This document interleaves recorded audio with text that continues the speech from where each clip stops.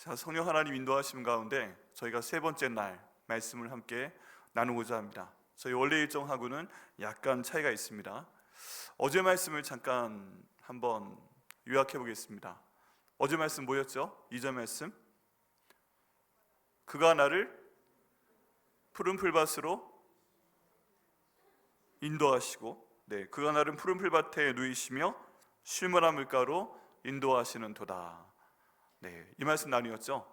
강조한 건 뭐였습니까? 그가 나를. 그가 누구예요?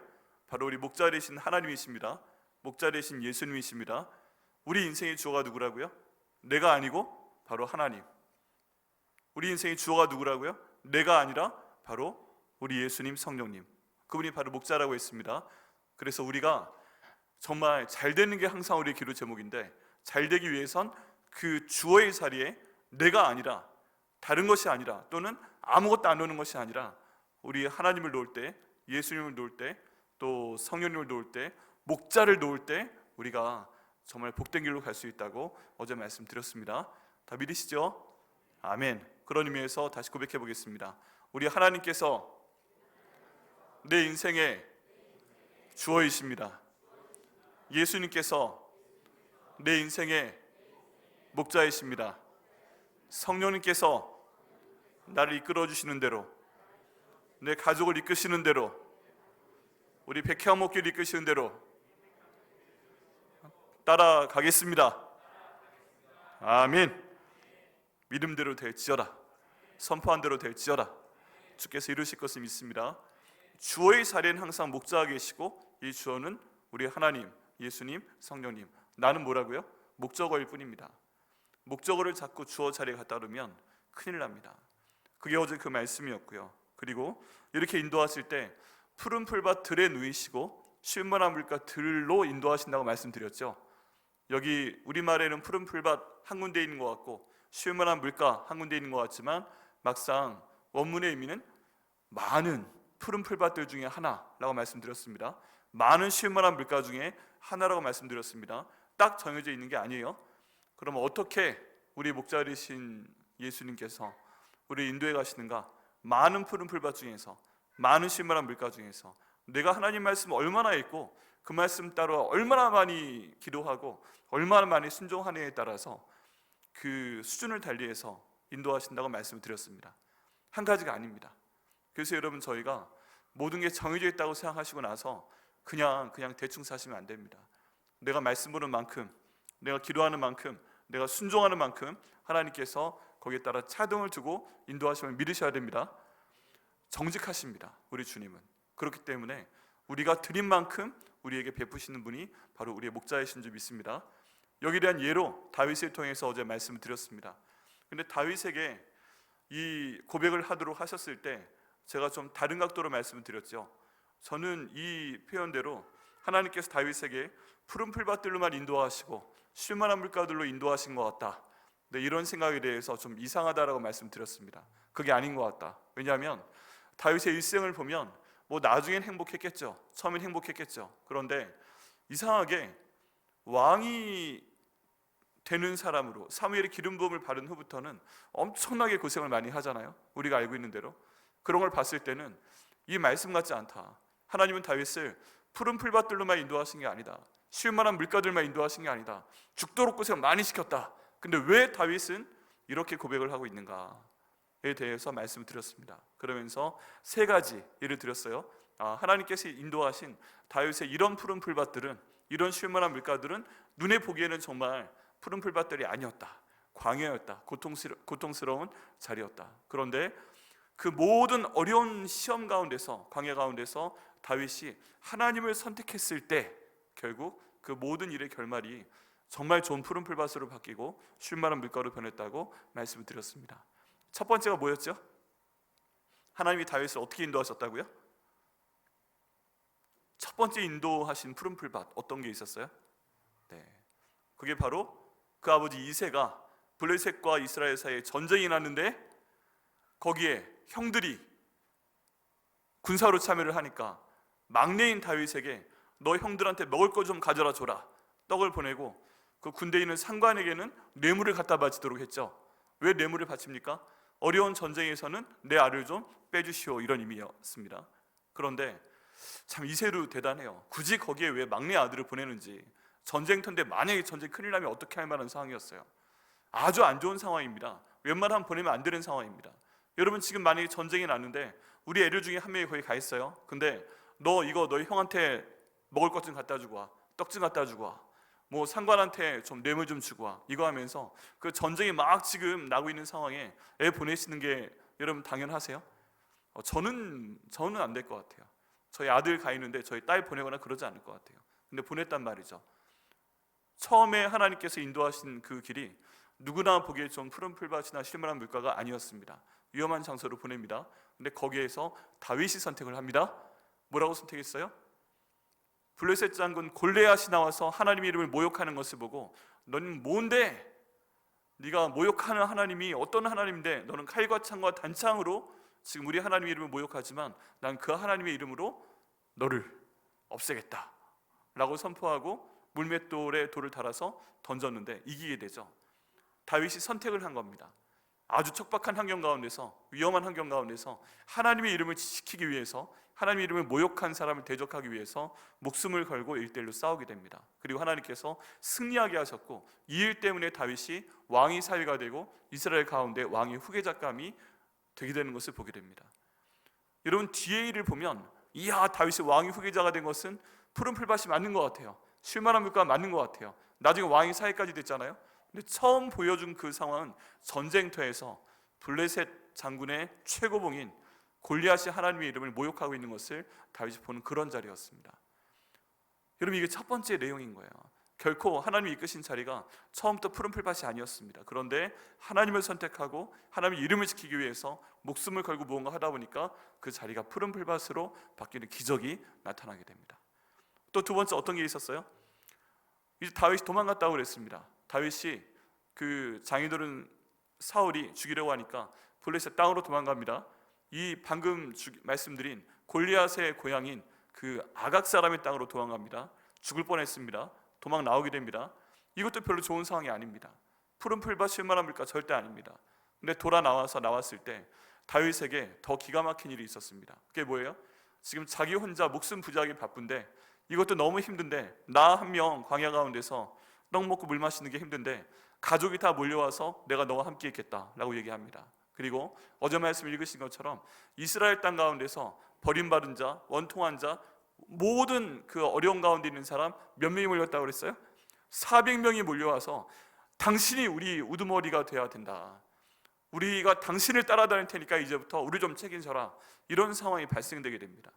지금 자기도 어디를 가야 될지 몰라요. 블레셋으로 갈 수도 없고 사울 왕은 죽이려고 하고 그런 상황 가운데 자기 일가족이 다 몰려왔고 그리고 잘난 사람들, 똑똑한 사람들 이런 사람들 아니고 세상에서 가장 비루한 사람들, 세상에서 가장 가난한 사람들, 가장 불쌍한 사람들, 원통한 사람들, 악에 바친 사람들 400명이 와서 네가 우리를 좀 먹여 살려라 라는 말도 안 되는 요청을 하는데 다윗이 이것을 거부했다는 내용이 없습니다.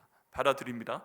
그러자 하나님께서 그들과 함께 10년 동안을 그 광야 생활을 하게 하시면서 이 다윗에게 어떤 종류의 사람이든 다 참아낼 수 있는 위대한 그릇을 주시는 것을 보게 됩니다. 여러분, 나중에 다윗이 이제 왕이 된 다음에 이스라엘 역사 가운데 가장 위대한 왕이 됩니다. 왜 그런 일이 생겼을까요? 어떻게 그런 일이 생겼을까요? 그 이유는 무엇이냐 하면은 사울 왕이 이 400명이 있음에도 불구하고 공격을 해옵니다. 그런데 그 사람들을 피하기 위해서 다윗은 이 사람들을 살리기 위해서 그 유대 광야의 모든 곳을 샅샅이 다니면서 지형을 머릿속에 넣습니다. 여기는 이만큼 큰 굴이 있고 여기는 골짜기가 있고 여기는 산이 있고 여기는 먹을 것이 있고 저기엔 바위가 있고 이런 것들을 그 10년 동안 다니면서 안 다녀본 데가 없는 거예요. 400명은 숨겨야 되겠지. 또 가끔 들어오는 블레셋 사람들하고도 싸워 이겨야 됩니다. 그런 상황이 되다 보니까 10년 동안 이 모든 지형을 알고 공격을 하니까 이 다윗이 최고의 왕이 될 수밖에 없었다는 것입니다. 10년 동안의 야전 생활이었던 거죠.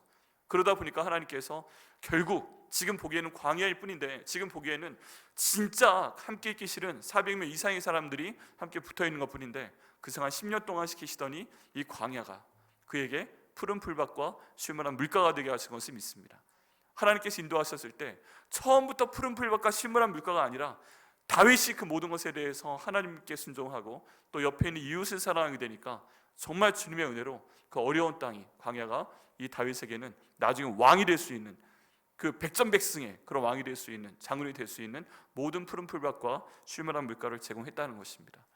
두 번째, 이게 푸른 풀밭과 쉴만한 물가라고 어제 말씀드렸고, 세 번째는 하나님께서 그 왕 사울, 자기의 장인어른을 죽일 만한 기회를 몇 번이고 주셨는데 다윗이 결심을 했습니다. 그게 뭐예요? 내가 이 사울 왕은 내 손으로 죽이지 않겠습니다 하는 겁니다. 이유가 뭐예요? 왜냐하면 왕을 기름 부어서 선발하시는 분은 바로 하나님 아버지시기 때문에 그렇다.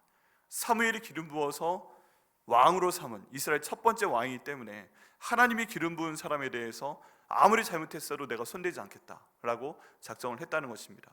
그래서 하나님께서 아둘람 굴, 여러 굴에서 기회를 주셨지만 다윗이 한 번도 이 사울한테 직접 손을 댄 적이 없습니다. 심지어 자고 있는 것을 보고 칼 끝으로 그 옷자락 끝에 살짝 베어가지고 나왔습니다. 근데 그것도 양심의 가책이 돼서 하나님, 내가 하나님의 기름 부으신 하나님의 왕의 옷깃을 베어왔습니다, 잘못했습니다 하고 회개하는 장면이 오히려 나오게 됩니다. 그리고 나서 하나님을 믿었던 건 뭐예요? 하나님의 모든 주권을 인정하오니 하나님께서 저 왕이 잘못했다면 하나님께서 직접 벌을 주옵소서 하고 본인은 물러나오게 됩니다. 이런 결정을 한 이유가 뭐예요? 바로 하나님의 주권을 믿었기 때문입니다. 하나님의 살아계심을 믿었기 때문입니다. 그렇게 되자 이 하나님께서 나중에 거기에 대해서 응답을 하십니다. 사울과 그 아들들은 전쟁에 나가서 죽게끔 했고, 잘못한 만큼 비참한 결말을 맞게 했고, 다윗은 왕으로 삼으셨습니다. 여기에서도 다윗은 마음만 먹었으면 얼마든지 그 땅의 왕이자 자기의 장인어른, 이제 장인어른도 아니죠, 자기에게서 아내를 뺏어간 그 사람을 죽일 수 있었지만 그것을 안 죽이는 선택을 했고, 하나님의 주권을 인정했기 때문에 그 다음에 모든 일생이 이스라엘 모든 사람들과 유다 지파가 와서 다윗을 왕으로 인정하는, 왕으로 세우는 그런 푸른 풀밭과 쉴만한 물가를 그에게 주는 것을 저희가 확인하게 됩니다. 여러분, 그러고 보면요, 이 2절 말씀에서 처음부터 푸른 풀밭은 없습니다. 그럼 얼마나 좋겠어요? 처음부터 쉴만한 물가는 많이 없습니다. 그럼 얼마나 좋겠어요? 우리의 눈에는 광야이고 우리 눈에는 정말 어려워 보이는 그런 상황이라도 우리가 하나님을 바라보고 그 말씀을 의지하며 나아갈 때, 우리가 기도하며 나아갈 때, 비록 지금은 내가 손해보는 것 같아도 내가 순종하며 나아갈 때 하나님께서 내게는 어떤 종류의 광야라도, 어떤 종류의 원수라도, 또 어떤 종류의 부담이라도 모든 푸른 풀밭과 쉴만한 물가의 재료로 사용하실 것을 믿습니다. 저희가 이것을 봐야 됩니다. 믿음의 눈으로 이것을 볼 때 하나님께서 이렇게 다윗에게 주신 복을 우리에게도 똑같이 주실 것을 믿습니다. 이제 3절의 말씀입니다. 저희 말씀 일정이 약간 바뀌었는데 제가 말씀 준비하고 하다 보니까 좀 한 절씩 미뤄집니다. 오늘 말씀이 내일로 가고, 또 이 3절 말씀, 내 영혼을 소생시키시고 자기 이름을 위하여 의의 길을 인도하시려는도다, 이걸 어제 말씀에 붙여서 하려고 그랬는데 도저히 그럴 수가 없었어요. 그래서 오늘 따로 말씀을 드립니다. 자, 이 말씀도 정말 소중한 말씀입니다. 그런데 좀 다른 각도의 말씀입니다. 첫날 말씀드렸던 것처럼 다윗이 시편 23편을 이 저술했던 그 순간은 인생의 노년기라고 그랬습니다. 모든 것을 바라보며 노년기입니다. 그래서 이 한 절 한 절 말씀에 다윗의 인생 가운데 어떤 때를 대입해서 보게 되면 이 말씀이 이런 뜻이구나 하고 열려지게 됩니다. 근데 3절 말씀은 좀 특별합니다. 1절 말씀에서 여호와는 나의 목자시니 내가 부족함이 없으리로다 하고 일생을 정리했다면, 그 다음에 지금 고생하며 온 모든 길에 대해서 얘기하고 있습니다. 근데 3절 말씀은 약간 오늘 다른 각도로 보고자 합니다. 우리가 일반적인 내용으로 보면 이렇습니다. 내 영혼을 소생시키시고 라고 되어 있습니다. 여러분, 지금 이게 양이 아니라 그 목자가 아니라 양인 다윗이 노래하는 거잖아요. 감사하는 거잖아요. 찬양하는 거잖아요. 근데 지금 뭐라고 합니까? 내 영혼을 소생시키시고 라고 되어 있습니다. 그러면 지금 여기 있는 나 다윗은 그 양이라고 볼 수가 있습니다. 그럼 양이 지금 어떤 상황에 있는 거예요? 소생돼야 될 상황이면 어떤 상황일까요? 지쳐있는 상황이겠죠. 네. 소생시키면 우리가 어떤 식으로 소생을 시킬까요? 누가 굉장히 지쳐있는 것 같아요. 어떤 사람이 있습니다, 양이 있습니다, 굉장히 지쳐있는 것 같아요. 그러면 우리가 어떤 식으로 좀 기운을 주나요? 먹을 것을 좀 갖다 주면 되겠죠. 일단 물을 좀 주죠. 그리고 먹는 거 봐서 먹을 거 좀 줄 수 있죠. 그리고 나서 상처가 있으면 싸매줍니다. 그리고 좀 쓰다듬어 주기도 하겠죠. 쓰다듬어 주기도 하고, 또 좀 체온이 떨어지는 것 같으면 안고도 잡니다. 정말 그럽니다. 이렇게 소생시킨다라는 표현으로 생각을 할 수가 있습니다. 자, 그런데 이 말씀 가운데 보면 내 영혼을 소생시킨다라고 되어 있습니다.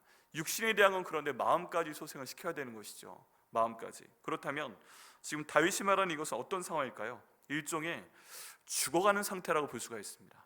지금 이 영혼이라는 단어는 히브리어로 네페쉬라는 단어인데 그 마음의 가장 깊은 곳을 얘기합니다. 생명을 얘기합니다. 또는 호흡을 얘기합니다.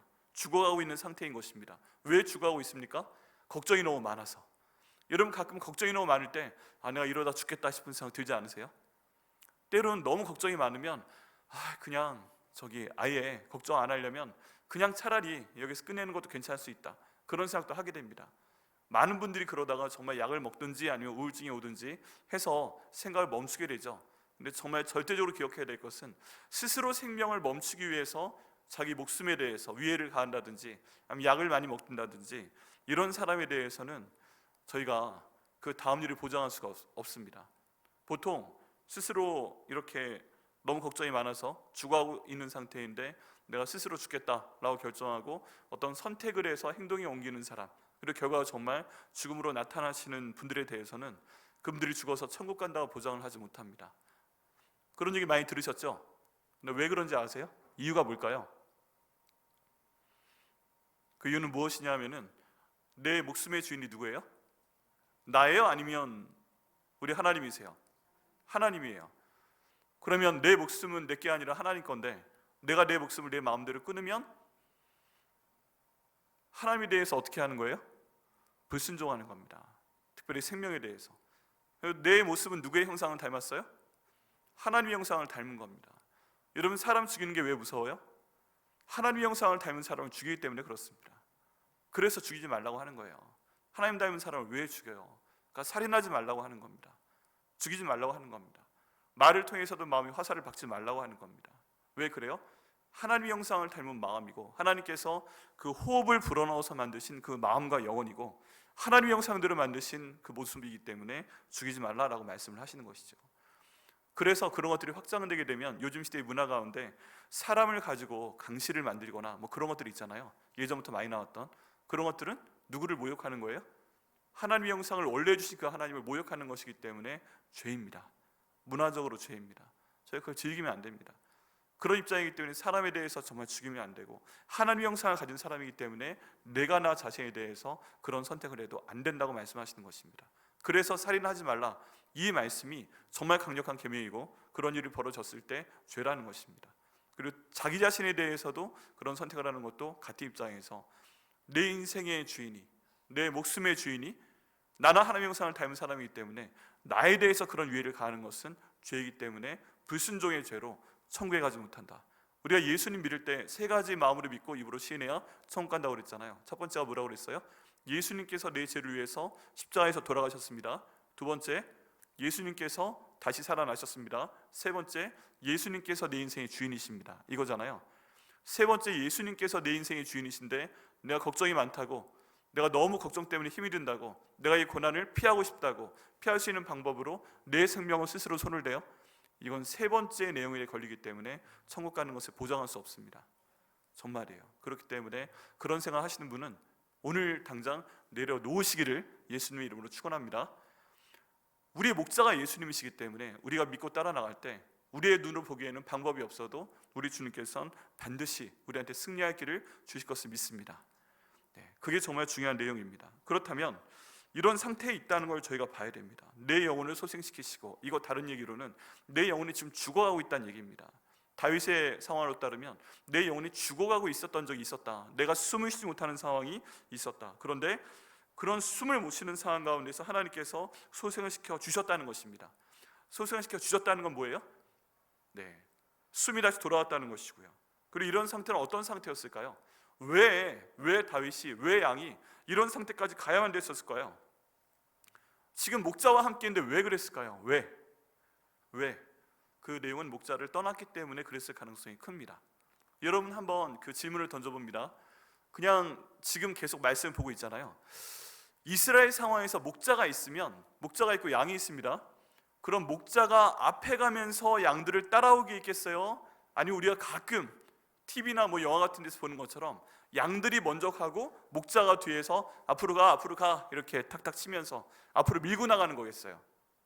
자, 1번 목자가 앞에 가고 이끌어 오도록 한다. 나를 따라와, 나를 따르라 그런다. 아니면 양들 먼저 앞에 가고 뒤에서 야 오른쪽 야 거기 똑바로 가 이쪽이야 그러면서 이렇게 몰고 갈까요? 1번일까요? 2번일까요? 1번. 나는 목자 앞에서 끌고 가는 것 같다, 이스라엘에서. 2번. 뒤에서 할 것 같다. 뒤가 많으시네요. 왜 그럴까요? 왜 그럴까요? 보통 목자가 2사람 있으면 앞뒤 갈 수 있겠죠. 그런데 한 사람이다 그러면 어떻게 할 것 같아요? 한 사람이다.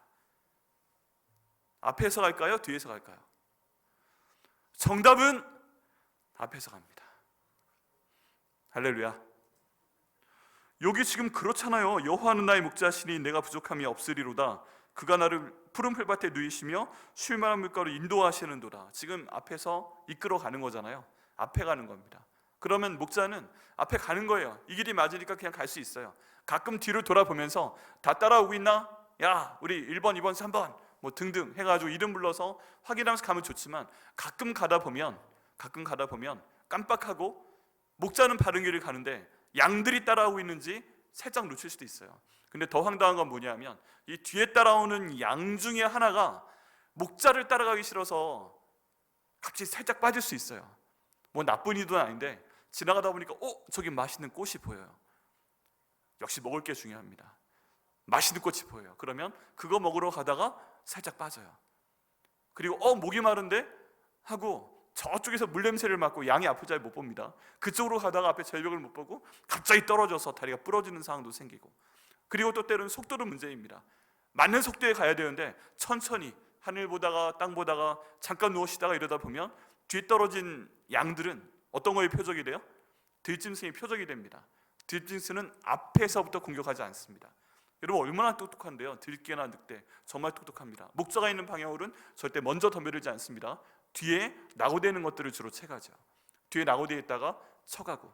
그래서 아모스서에 보면 목자에 대한 묘사가 있습니다. 목자에 대한 묘사가 있는데 어떤 표현이 있는가? 가끔 목자가 양을 놓칠 수도 있다는 거예요. 그런데 목자는 너무 열이 받아서 이 늑대와 들짐승과 싸워서 가져옵니다. 근데 뭘 가져오느냐? 양의 두 귀를 건져오더라. 뭐 그런 얘기가 있어요.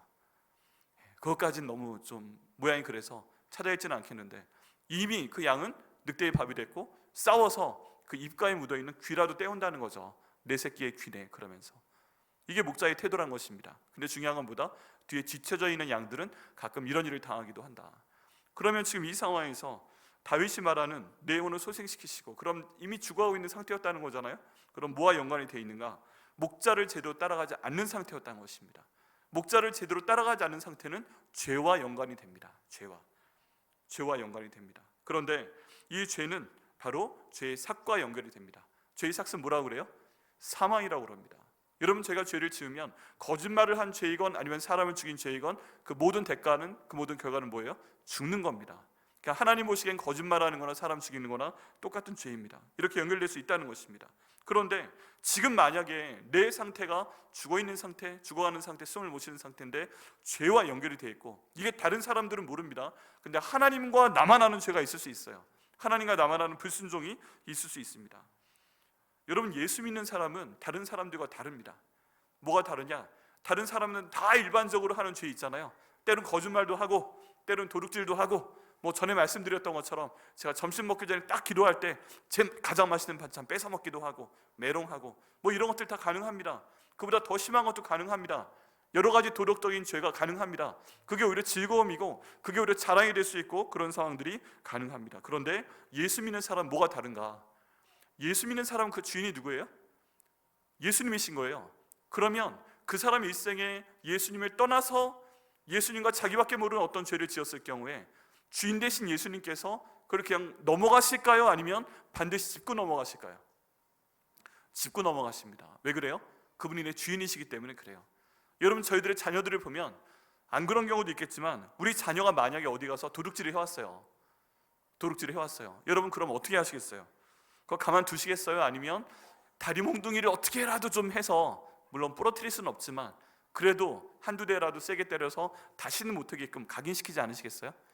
다시는 못하게. 그게 누구의 마음이에요? 아빠 엄마의 마음입니다.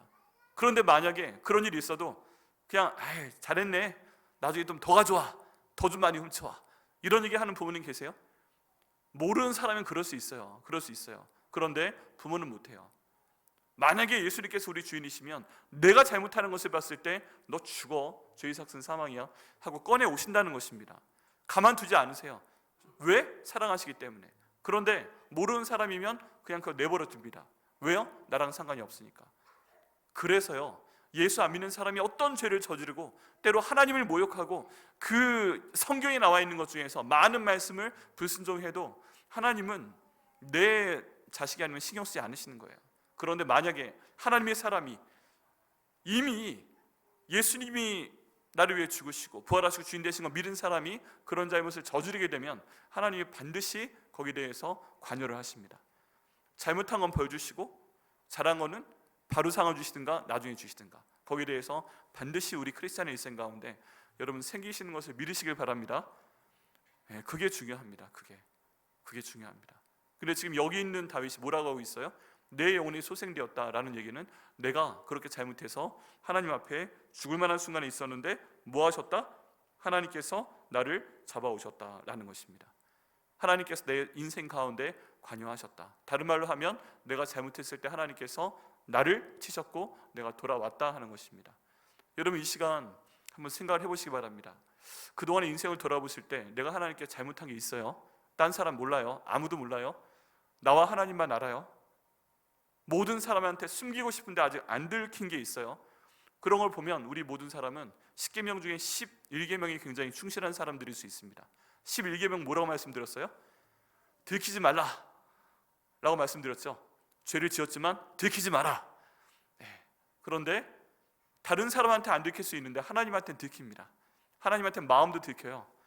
가인이 아벨을 죽여놓고서 안 들킬 줄 알았는데 하나님께는 들켰습니다. 왜요? 아벨이 피가 소리 지르니까 우리의 마음까지 알고 계신 하나님 앞에 숨길 수 있는 것이 아무것도 없습니다. 다 들킵니다. 11계명은 우스갯소리를 하는 얘기지 하나님 앞에는 절대 이루어질 수 없는 얘기입니다. 들키는 겁니다. 그런데 그 일이 있고 나서 뭔가 여러분의 삶 가운데 잘못된 일이 벌어지지 않았어요? 꼭 벌 받는 것 같은 느낌? 잘 돼야 되는데 이게 길이 막히는 것 같은 느낌? 왜 이렇게 자꾸 나쁜 사람들 만나는 느낌? 왜 인생이 자꾸 꼬여가는 느낌? 뭐 이런 거 드신 적 없으세요? 여러분, 그러면 오늘 성령의 인도하심 가운데 기도하시면서 한번 여쭤보시기 바랍니다. 하나님, 제 인생 가운데 이렇게 잘못됐던 적이 있습니다. 인간관계에서나 뭐 직장에서나 아니면 그동안 공부했던 학교에서나 어떤 그 일들 가운데서 그때 잘못됐었는데 하나님 혹시 그거 저 잘못해서 치신 거였어요? 목자이시기 때문에 그냥 보지 못하시고 정말 특별히 사랑하시기 때문에 그 일을 징계하시고 저 회개시키시고 데려오시는 거였어요? 한번 여쭤보시길 바랍니다. 우리 성령 하나님께서 말씀하십니다. 반드시 하신다니까요. 그거 있으시면 오늘 그 내용에 대해서 주님 앞에 회개하시고 완전히 주님과 그 내용에 대해서 마무리하시길 바랍니다. 우리 주님께 정확하시기 때문에 그냥 지나가는 거 없습니다. 반드시 기억하시고 물으실 텐데 그게 최후 심판 자리에서 그 일이 벌어지기보다 지금 빨리 회개하시고 주님께 돌아오시길 바랍니다. 그런 저와 여러분 되시기를 예수님의 이름으로 축원합니다. 자, 그러면 일반적인 해석에서 좀 더 깊이 있게 이 단어를 한번 보겠습니다. 그게 뭐냐면 내 영혼을 소생시키시고 라는 단어입니다. 이 소생시키시고라는 단어가 여기에서는 아까 말씀드린 것처럼 살려주는 거, 물 주는 거, 치료해 주는 거 뭐 그런 거 말씀을 드렸지만 성경에선 다른 용법으로 쓰이는 게 있습니다. 그게 뭐냐면 바로 돌아오다라는 뜻입니다. 원래 있던 장소로 돌아가다라는 뜻입니다. 원래 있던 장소로 돌아가다. 그래서 여기엔 소생시키고라고 되어 있지만 이제 저는 연구하는 사람이니까 연구하는 사람 입장에서 여러 가지 방법으로 찾아보게 됩니다. 그러면 이 찾는 단어가 성경 전체에 나와 있습니다. 그럼 예를 들어 이런 걸로 찾게 됩니다. 창세기 말씀에 여기 소생시키시고라고 사용된 이 히브리어 단어가 하나님께서 아담과 하에게 말씀하실 때 너는 흙으로 돌아갈지니라 라는 말씀 있죠. 기억나시죠? 너는 흙으로 돌아갈지니라 라고 하는 그 히브리어 단어가 이 단어와 같은 단어입니다. 그리고 우리가 봤던 그 창세기 8장 3절과 5절에 물이 이제 돌아갔다, 물러났다 하는 단어가 있었습니다. 그 물도 어디로 돌아간 거예요? 물이 원래 있었던 장소로 돌아갔다 하는 단어입니다. 원래 있던 장소로 돌아간다는 단어입니다. 다른 뜻으로 말하면 원래 있던 장소가 맞는 장소예요. 맞는 장소예요. 근데 지금 어디에 와 있는 거예요? 잘못된 장소에 와 있는 거예요. 잘못된 장소에 와 있을 때 어떻게 하신다는 거예요? 원래 장소로 데려다 놓으신다는 얘기입니다. 이 똑같은 단어가 우리 시편에 아주 뜻밖의 그 용어로 번역이 되어 있습니다. 우리 보여주시고요. 네, 시편 7편 12절 말씀입니다. 같이 읽어보시죠. 시작. 사람이 회개치 아니하면 저가 그 칼을 가르시며 그 활을 이미 당기어 예비하였도다. 자, 저기에서 회개하다라는 단어와 지금 여기 있는 소생시키시고라는 단어가 똑같은 히브리어 단어입니다. 다른 말로 하면은 지금 여기에선 돌보아주고 먹여주고 이런 걸 얘기하는 거예요. 기운이 없어졌을 때 다시 그 원래 기운으로 돌아가게 하는 거예요. 사람이 흙으로부터 왔으니까 흙으로 돌아가라고 얘기하는 거예요. 그런데 사람이 원래 가야 될 길이 있는데 잘못해서 그 길에서 벗어나서 딴 데 가 있을 때 회개하고 돌아와라 할 때 저 회개하라는 단어도 여기는 똑같은 단어로 사용됐다는 것입니다. 다른 말로 하면 지금 여기에서는 내 영혼을 소생시키시고 라는 다윗의 고백은 내가 그때 잘못했습니다. 내가 하면 안 되는 말을 했습니다. 내가 하면 안 되는 행동을 했습니다. 내가 하면 안 되는 생각을 했습니다. 하나님이 인도하시는 생각은 이쪽 방향으로 가야 되는 건데 내가 이쪽 생각을 했습니다. 하나님이 원하시는 말씀은 내가 이런 말을 해야 되는데 내가 저쪽 방향으로 가는 말을 했습니다. 하나님이 원하시는 행동은 저쪽으로 가야 되는 것인데 전 저쪽으로 빠져서 잘못 갔습니다. 하나님, 내가 잘못했습니다. 그런데 하나님께서 나를 소생시키셨습니다. 나를 알고 회개하게 하시고 내가 잘못된 생각하는 거 원래 자리에 갖다 놓으셨고 내가 잘못된 말하는 거 원래 자리에 갖다 놔서 바른 말하게 하셨고 내가 엉뚱한 자리 빠져 있는 거 원래 자리에 갖다 놔서 바른 행동으로 하게 하셨습니다 라고 지금 다윗이 고백한다는 말입니다. 여러분, 이런 면에서 볼 때 저희도 오늘 밤 이 내용을 저희 삶 가운데 가지고 오는 것이 필요합니다. 하나님을 제대로 만나기 위해서는 우리 삶 가운데 있는 죄의 문제가 해결이 돼야 됩니다. 그 죄의 문제는요, 첫 번째, 예수님께서 나를 위해 돌아가신 거, 그거 너무 많이 배워왔어요. 예수님께서 부활하셨어요? 여기서부터 문제가 생겨요. 우리 예수님은 뭐든지 하실 수 있는 분이에요. 하나님은 예수님 죽어 있는 상태에서라도 살려내신 분이세요. 그러면 우리가 믿음으로 하나님 인도하시는 거 따라가면 믿음으로 나갈 때 어떤 불가능한 일이 전혀 없어요. 죽은 지 사흘이나 된 사람을 살려낸 예가 없어요. 오직 우리 하나님만 하실 수 있어요. 여기서부터 꼬이기 시작해요. 근데 세 번째, 예수님께서 내 인생의 주인이세요. 그러면 그분 원하신 대로 가지 않으면 그 모든 것들이 죄란 얘기입니다. 그런데 내 삶 가운데 만약에 그런 것이 있어서 내가 주님이 원하시는 방향은 이쪽인데, 아까 목자가 뒤에 간다고 그랬어요? 앞에 간다고 그랬어요? 앞에 간다고 그랬죠. 우리 주님은 저 방향으로 가시는데 내 생각은 저쪽으로 가고 있고 내 말은 저쪽으로 가고 있고 내 행동은 저쪽으로 가고 있는 상태에 있다면, 주님, 제가 잘못했습니다. 제가 원래 자리로 돌아가겠습니다. 주인 대신 그 목자의 뒤로 돌아가겠습니다. 제가 따라가겠습니다 하고 순종하며 나갈 때 주님께서 다시 살려주신다는 말씀이 이 말씀이십니다. 여러분, 혹시 오늘 저녁에 회개할 거 있으십니까? 저희가 참 어려운데요, 사람의 마음이 하나님께서 훅 하고 생기를 불어넣으신 거기 때문에 생각보다 복잡합니다. 단순합니다. 칼 융이라는 심리학자는 사람의 그 마음이 마치 유리와도 같다라고도 얘기했습니다.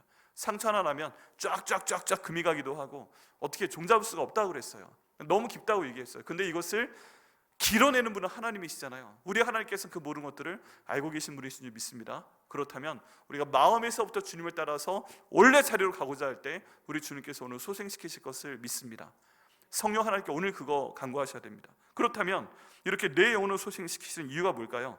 그 이유는 뭐냐면 자기 이름을 위해서 의의 길로 인도하시기 위해서입니다.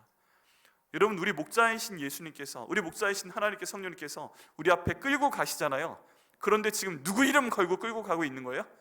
우리 하나님 이름 걸고 끌고 가고 있는 거예요. 우리 하나님은요, 양 중에 하나도 잃기를 원치 않으세요. 그런데 만약에 양들이 따라오다가 딴 길을 갔다 그러면 죄를 짓고 있다, 저기에서 다치고 있다, 저기에서 짐승에 먹히고 있다, 만약에 이런 사태가 벌어지면 그 목자의 이름이 더럽혀지게 되는 것입니다. 내 양이 지금 저딴 식으로 생각하고 있어? 내 양이 지금 저렇게 행동하고 있어? 내 양이 저렇게 말을 하고 있어? 나는 이쪽으로 가라고 했는데 왜 그러는 거지? 그러면 우리 하나님께서는 가만히 안 계신 이유가 뭐예요? 왜냐하면 내 양이기 때문에요. 그리고 누구의 이름으로 지켜요? 자기의 이름으로 지키는 양이기 때문에 용납하지 못하시는 겁니다. 그래서 자기 이름을 인도하시기 때문에 그 다음 무슨 길로 인도하신다고 되어 있어요? 의의 길로 인도하신다고 되어 있습니다. 여기에 우리가 바라는 길은 뭐예요? 지금 저는 이거 좀 바꿔봤어요. 내 영혼을 소생시키시는 거 좋아요. 저 회개하는 거 좋아요. 맨날 잘못하니까 좋아요. 그리고 자기 이름을 위해서 이거 좋아요. 그냥 하나님의 이름으로 저를 일컬어주면 좋겠어요. 어디 가서 얘 내 아들이야 그랬으면 너무 좋겠어요. 든든하잖아요. 근데 그 다음에 제가 원하는 길은, 의의 길은 좀 불안해요. 왜냐하면 제가 뭘 잘못하고 있는지 알고 있거든요. 제가 얼마나 생각을 안 좋게 하는지, 제가 얼마나 말을 어렵게 하는지, 안 좋게 하는지, 제 행동이 얼마나 때로 위선적인지 이거 제가 잘 알고 있거든요. 하나님이 하시는 건 저도 알고 있고 하나님은 더 많이 알고 계시잖아요. 그래서 의의 길로 인도하신다, 그런 뭔가 좀 부담스러워요. 주님, 전 그만한 그릇이 안 되는데요. 저는 여기에 이런 거였으면 좋겠어요. 사랑의 길로 인도하시는도다. 모든 걸 좀 봐주셨으면 좋겠어요. 아니면 용서의 길로 인도하시는도다. 내가 아무리 잘못해도 다 용서하셨으면 좋겠어요. 그럼 너무 편할 것 같아요. 오늘 밤 두 다리 뻗고 잘 것 같아요. 밖에 나가 어떤 사고를 치고 들어와도 사랑의 하나님이시잖아요. 사랑의 하나님이 어떻게 그럴 수 있어요? 용서의 하나님이시잖아요. 용서의 하나님이 이까짓 것도 나 못 봐줘요? 이렇게 하면서 오히려 잘못해놓고 떵떵 큰 소리 치면서 그러고 가고 싶어요. 그게 솔직한 마음이에요. 근데 우리 하나님께서는 사랑의 길도 아니고 용서의 길도 아니고 의의 길로 인도하신다고 말씀하고 계십니다. 네가 잘못한 것이 있으면 정확히 셈하고 넘어가겠다라고 말씀하시는 분이 바로 우리 하나님 아버지이십니다. 여러분, 저희가 교회에서 너무나 많이 사랑을 강조하고 너무나 많이 용서를 강조합니다. 그런데 우리 하나님께서는 의의 길을 먼저 인도하시는 하나님 아버지이십니다. 왜 그래요? 자기 이름으로 우리를 돌보시는 분이거든요. 그렇기 때문에 뭔가 우리가 그분의 품에서 떠나, 인도하심 가운데 떠나서 죄를 짓는 방향으로 생각하고 말하고 행동하고 할 때 주님께서는 우리를 벌하십니다. 정말 그럴까요? 다윗의 예를 통해서 볼 수가 있습니다.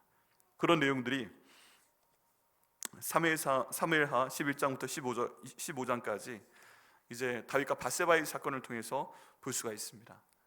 여러분, 이때쯤 되면 다윗이 이미 이 남유다와 모든 이스라엘의 왕이 되었습니다. 11장에 보면.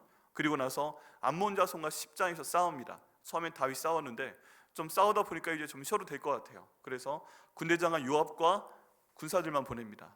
그리고 하루 종일 잡니다. 11장에 보면 다윗이 저녁 때쯤 일어났어요. 어떻게 보면 당연해요. 왜냐하면 낮에 더우니까 낮잠을 자는 시간입니다. 저녁 때쯤 일어나서 그 다윗 산성, 지금의 예루살렘입니다.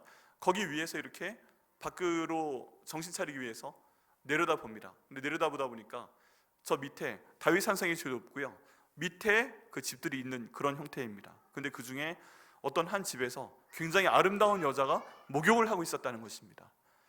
정말 아름다운 장면이겠죠. 해가 질 무렵에, 여러분 그 유대 광야는 해가 질 때 너무너무 아름답다고 합니다.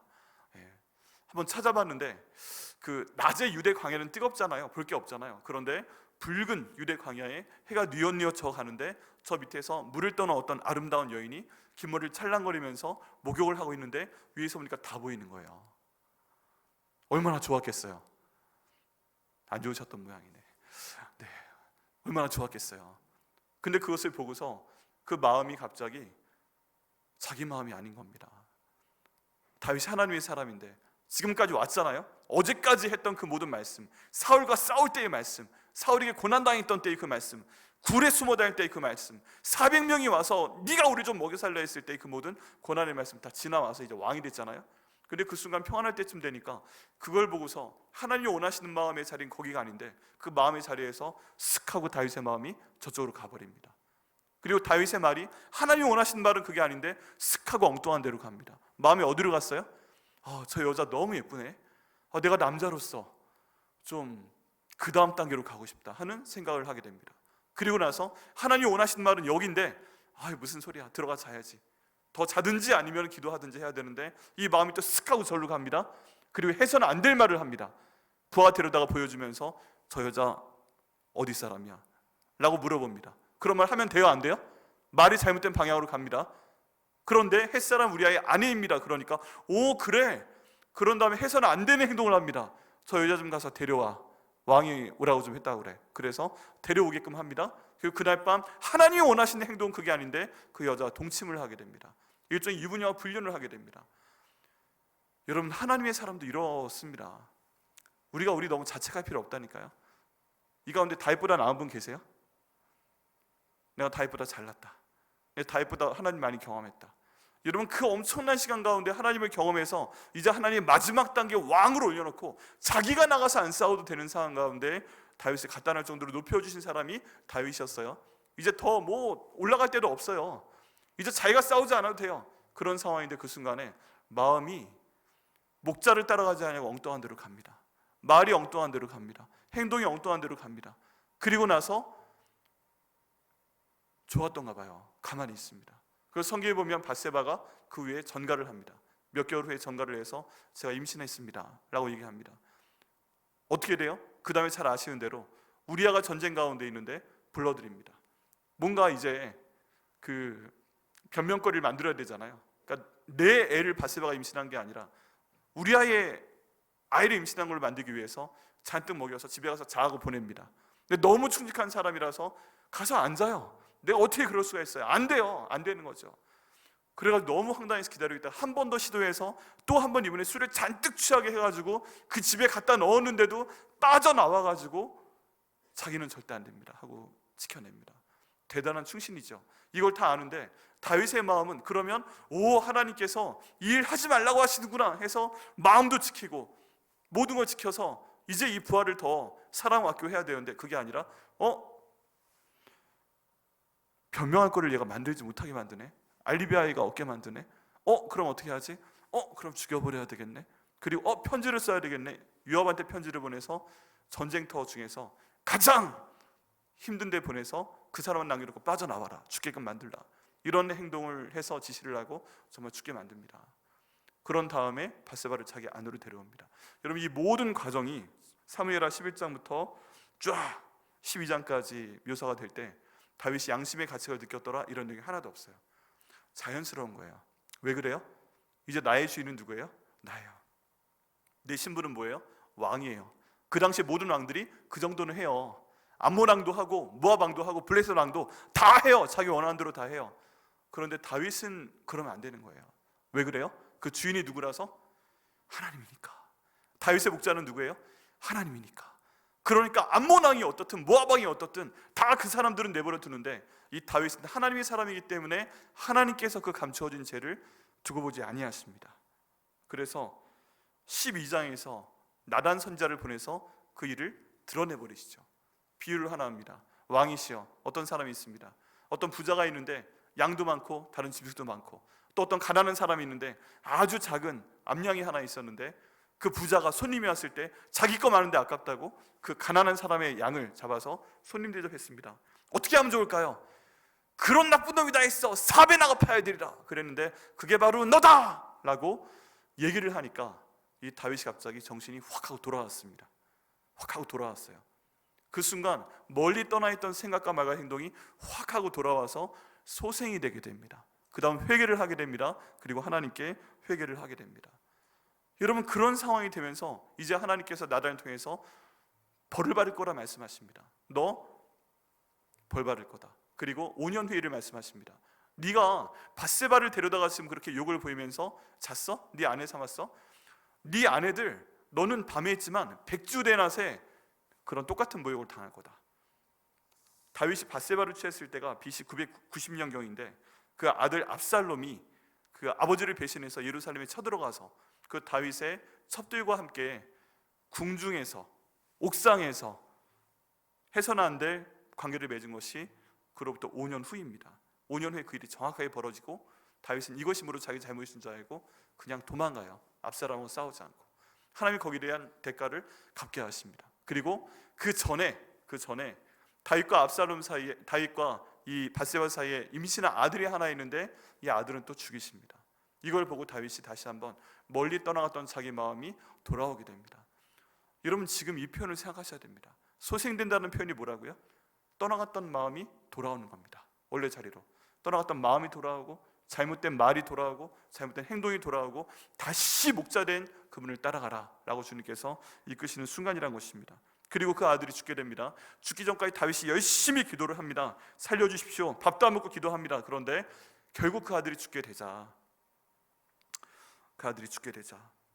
다윗이 이제 모든 그 나단의 얘기, 그리고 이 모든 상황을 보고서 하나님께 기도를 하게 됩니다. 특별히 시편 51편 말씀 가운데 보면 다윗이 밧세바와 동침함으로 선지자 나단이 그에게 왔을 때 이제 이런 회개 기도를 드립니다. 나중에 시간 되실 때 시편 51편을 한번 읽어보세요. 다윗이요 정신이 돌아왔어요. 1절부터 제가 읽습니다. 하나님이여 주의 인자를 따라 내게 은혜를 베푸시며 주의 많은 긍휼을 따라 내 죄악을 지워주소서. 돌아왔어요 안 돌아왔어요? 돌아왔죠. 지금 회개하고 있죠. 나의 죄악을 말갛게 씻기시며 나의 죄를 깨끗이 제하소서. 지금 돌아왔어요 안 돌아왔어요?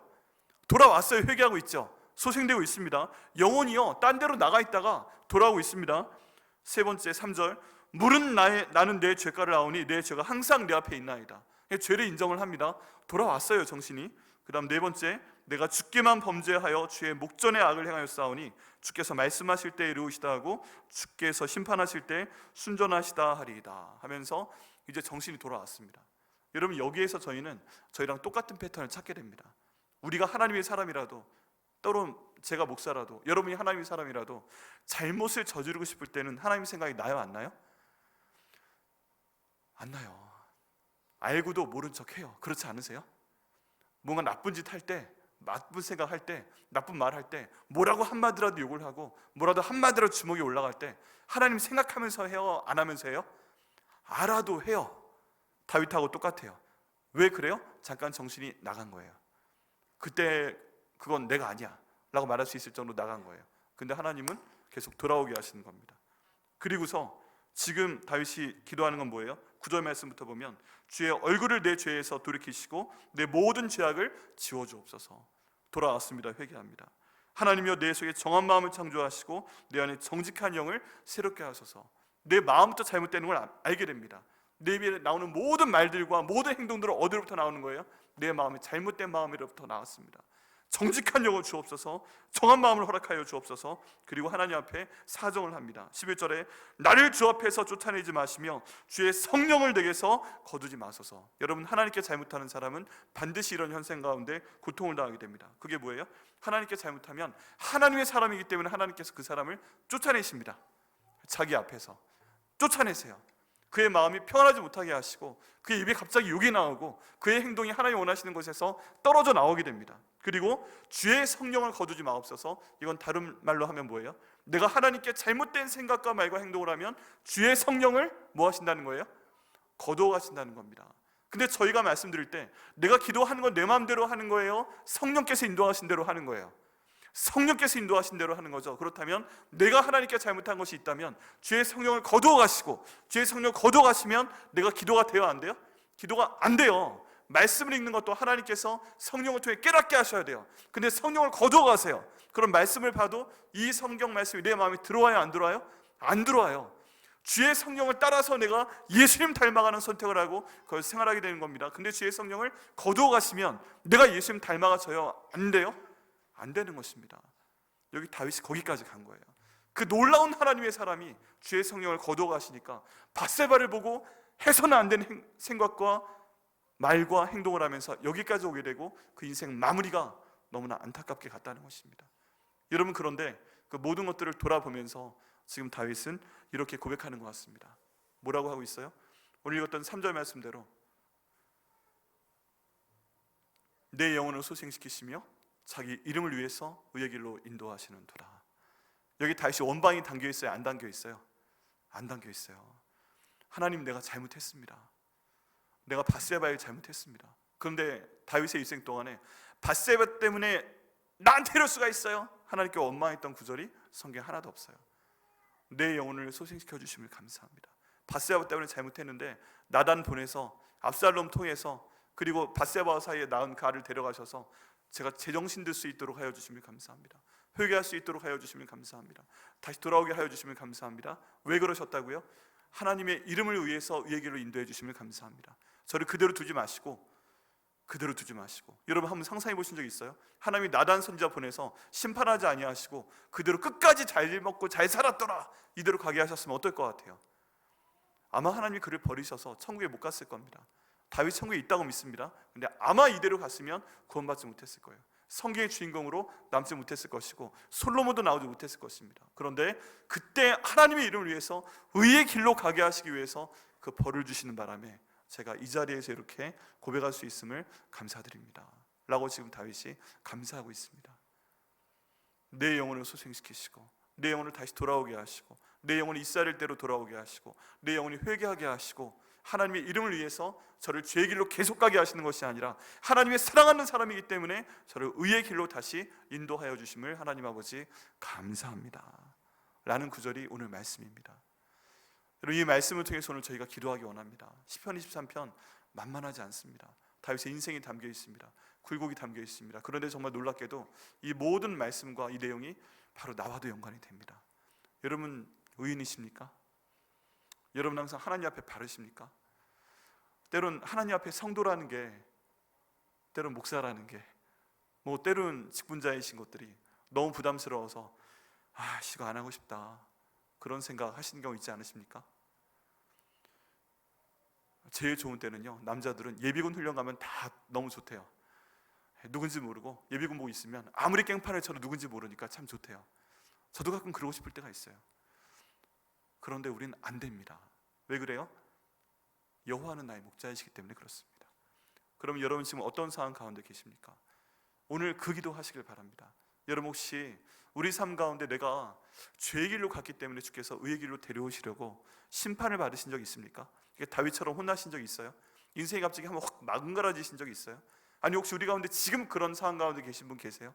아니 혹시 지금 내가 알고 있는데 저지르고 있는 그 잘못된 생각과 말과 행동 때문에 내 미래에 혹시 하나님이 나를 치시지 않을까 이런 걱정하시는 분 계십니까? 그렇다면 오늘 주님 앞에 나오시길 바랍니다. 성령께서 여러분 부르고 계십니다. 여러분 내 영혼을 소생시키신다는 것은 처음 말씀드렸던 것처럼 목말라? 물 마셔. 배고파? 이것 좀 먹어. 어디 아파? 내가 싸매줄게. 이게 아니라 제자리로 돌아오는 것입니다. 여러분 성령 하나님께서 여러분 기도하실 때 제자리로 돌아가게 하시는 그 역사가 나타나실 것을 저희가 믿습니다. 오늘 이 말씀을 통해서 저와 여러분을 제자리로 데려다 놓으시고 저희가 소생되게 하시고 저희와 저희들의 모든 삶을 하나님의 이름을 위해서 의의 길로 돌이키시는 그런 역사를 주시는 오늘 밤 되시기를 예수님의 이름으로 축원합니다.